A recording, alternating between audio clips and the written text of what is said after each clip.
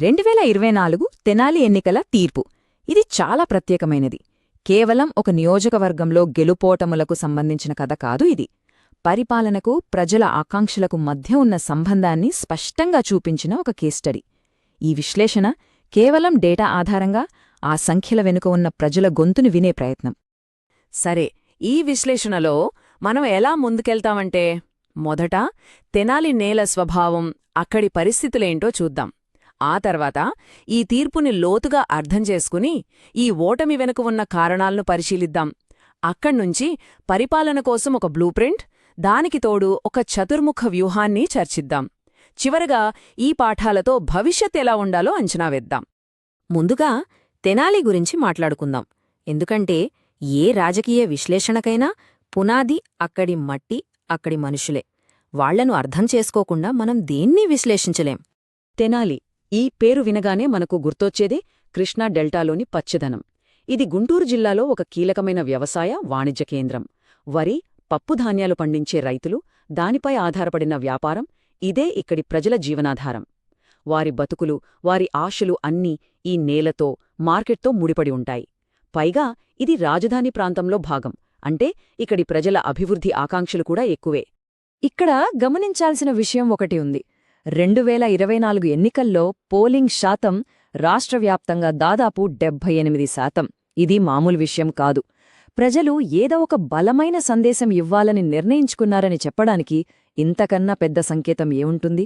Voter ఇంత చైతన్యంగా ఉన్నారంటే ప్రజాస్వామ్యం బలంగా ఉన్నట్టే లెక్క. సరే, మరి ఆ సందేశం ఏంటి? ప్రజలు అంత బలంగా ఏం చెప్పాలనుకున్నారు? సంఖ్యలు ఏం చెబుతున్నాయో ఇప్పుడు చూద్దాం. 2019కి 2024కి మధ్య తేడా చాలా స్పష్టంగా కనిపిస్తోంది. ఈ బార్ చార్ట్ చూడండి. 2019లో అధికార పార్టీకొచ్చినవి 94,500 ఓట్లు. అదే 2024కొచ్చేసరికి ఆ సంఖ్య 75,800కి పడిపోయింది. చూశారా ఎంత తేడానో?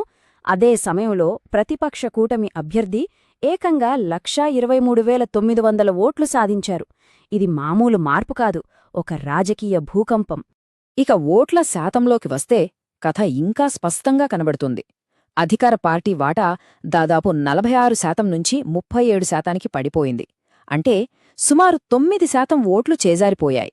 మరోవైపు కూటమి ఏకంగా 60%కి పైగా ఓట్ షేర్ను కైవసం చేసుకుంది. అంటే ప్రజల మూడ్ ఎంతలా మారిపోయిందో మనం అర్థం చేసుకోవచ్చు.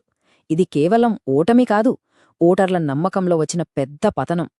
ఇప్పుడు ఈ సంఖ్య చూడండి, 48,112. ఇదే గెలుపు మార్జిన్. ఇది కేవలం ఒక అంకె కాదు, మార్పు కావాలని కోరుకున్న వేలాది కుటుంబాల సమిష్టి గొంతుక. ఈ తీర్పు వెనుక ఉన్న అసలు కారణాలేంటో ఇప్పుడు లోతుగా చూద్దాం. అసలు ఇంత పెద్ద మార్పు ఎందుకొచ్చింది? ఇంతటి భారీ ఓటమికి దారితీసిన పరిస్థితులు ఏంటి? మనమిక్కడ వ్యక్తుల గురించి కాదు, వ్యవస్థ పనితీరులో ఉన్న లోపాల గురించి మాత్రమే విశ్లేషిస్తున్నాం. ఓటమి వెనుక చాలా కారణాలున్నాయి. 1. అభివృద్ధి ఆగిపోవటం. 2. ప్రజల్లో నమ్మకం పోవటం. 3. ప్రతిపక్షాలన్నీ ఏకమవటం. వీటికి తోడు కొన్ని స్థానిక వివాదాలు, తీరని సమస్యలు, ఇవన్నీ కలిసి ఒక పెద్ద రాజకీయ తుఫానులా మారాయి. ఈ స్లైడ్ వాగ్దానాలకి, వాస్తవానికి మధ్య ఉన్న తేడాని కళ్లకు కట్టినట్టు చూపిస్తోంది. ఉద్యోగాలిస్తామన్నారు, కాని యువత ఉపాధి కోసం పక్క రాష్ట్రాలకు వెళ్లాల్సొస్తోంది. రోడ్లు వేస్తామన్నారు, కాని ఎక్కడ చూసినా గుంతలమయమే. అభివృద్ధి అన్నారు, కాని ప్రాజెక్టులన్నీ మధ్యలోనే ఆగిపోయాయి. ఈ గ్యాప్, ఈ తేడానే ప్రజల అసంతృప్తికి అసలు కారణం. ఇది ఎవరో చెప్పింది కాదు, అక్కడి స్థానిక ఓటర్ల ఆవేదన. వాళ్ల మాటల్లోనే. నిరుద్యోగంతో జనం ఊర్లు విడిచి వెళ్ళిపోతున్నారు, రోడ్లన్నీ పాడైపోయాయి, ప్రమాదకరమైన చోట్ల కూడా పట్టించుకోవట్లేదు. చూశారా ఈ మాటల్లో ఎంత బాధ ఉందో? మన రాజ్యాంగం మనకు గౌరవంగా జీవించే హక్కును, అలాగే మన అభిప్రాయాన్ని బాధ్యతాయుతంగా చెప్పే స్వేచ్ఛను ఇచ్చింది. ఇక్కడ ప్రజలు తమ అభిప్రాయాన్ని ఓటు రూపంలో చాలా బలంగా, శాంతియుతంగా చెప్పారు. ఇదే కదా నిజమైన ప్రజాస్వామ్యం? సరే, సమస్యల్ని గుర్తించాం, కాని ఇక్కడితో ఆగకూడదు.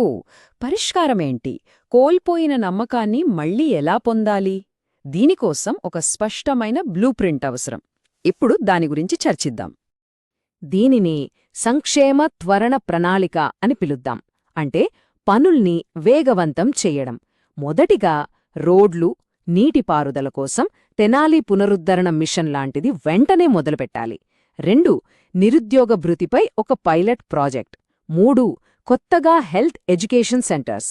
ఇక అన్నిటికన్నా ముఖ్యమైంది 4ది పారదర్శకత. ఏ ప్రాజెక్ట్ ఎంతవరకు వచ్చిందో ప్రజలకు తెలిసేలా ఒక పబ్లిక్ డాష్బోర్డ్. ఇవి చేస్తే తక్షణమే మార్పు కనిపిస్తుంది. పరిపాలనతో పాటు రాజకీయంగా కూడా ప్రజలతో తిరిగి కనెక్ట్ అవ్వాలి. దీనికోసం మన సంస్కృతిలో నుంచే ఒక అద్భుతమైన ఫ్రేమ్వర్క్ను వాడుకోవచ్చు. అదే చతుర్ముఖ వ్యూహం. ఈ వ్యూహంలో మొదటిది శివతత్వం, లయకారుడు.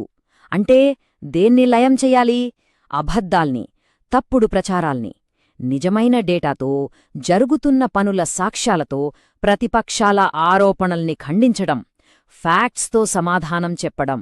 రెండోది విష్ణుతత్వం, స్థిరకారుడు. అంటే ఇప్పటికే ఉన్న మంచి పనుల్ని, సంక్షేమ పథకాలని కొనసాగిస్తామని ప్రజలకు భరోసా ఇవ్వడం. పార్టీ ఒక రక్షకుడిలా అండగా ఉంటుందన్న నమ్మకాన్ని కల్పించడం. మూడోది బ్రహ్మతత్వం, సృష్టికర్త. అంటే కొత్త ఆలోచనలు, కొత్త కార్యక్రమాలు సృష్టించడం. జాబ్ మేళాలు, స్కిల్ డెవలప్మెంట్ వర్క్షాప్లు ఇలాంటివి యువతలో భవిష్యత్తుపై కొత్త ఆశలు రేకెత్తిస్తాయి. ఇక చివరిది 4ది దుర్గాతత్వం, రక్షకురాలు. అంటే బలహీనులకు అండగా నిలబడటం, న్యాయ సహాయం అందించడం, సమాజంలో విభజన శక్తుల నుంచి ప్రజల్ని కాపాడతామనే భరోసా ఇవ్వడం. ఇది న్యాయంపై నమ్మకాన్ని పెంచుతుంది. మొత్తం మీద ఈ విశ్లేషణ నుంచి మనం నేర్చుకోవాల్సిన పాఠం ఒక్కటే. ఓట్లు కేవలం సంక్షేమంతో రావు. వాటితో పాటు అభివృద్ధి, పారదర్శకత, అన్నిటికన్నా ముఖ్యంగా ప్రజల నమ్మకం కావాలి. కాని ఇక్కడ ఒక పెద్ద ప్రశ్న ఉంది. ఒక్కసారి విరిగిన నమ్మకాన్ని కేవలం పనులు చేసి మళ్లీ అతికించగలమా? ఇది నిజంగా ఆలోచించాల్సిన విషయం. మన వ్యక్తిగత డేటాను వాడాలంటే మన అనుమతి ఎంత అవసరమో, ప్రజల నమ్మకాన్ని గెలుచుకోడానికి కూడా నిరంతర పారదర్శకత, వారి ఆమోదం అంతే అవసరం. అధికారం శాశ్వతం కాదు. చివరగా తెనాలి మనకు నేర్పిన పాఠం ఓటర్లు మెచ్చేది పార్టీల్లోని గ్రూపుల మధ్య ఐక్యతను కాదు, ప్రజలతో నాయకులకుండే ఐక్యతను. ప్రజలతో కలిసి నడిచినప్పుడే, వాళ్ల సమస్యల్ని అర్థం చేసుకున్నప్పుడే వాళ్ల మనసుల్ని, వాళ్ల ఓటుని గెలుచుకోగలం.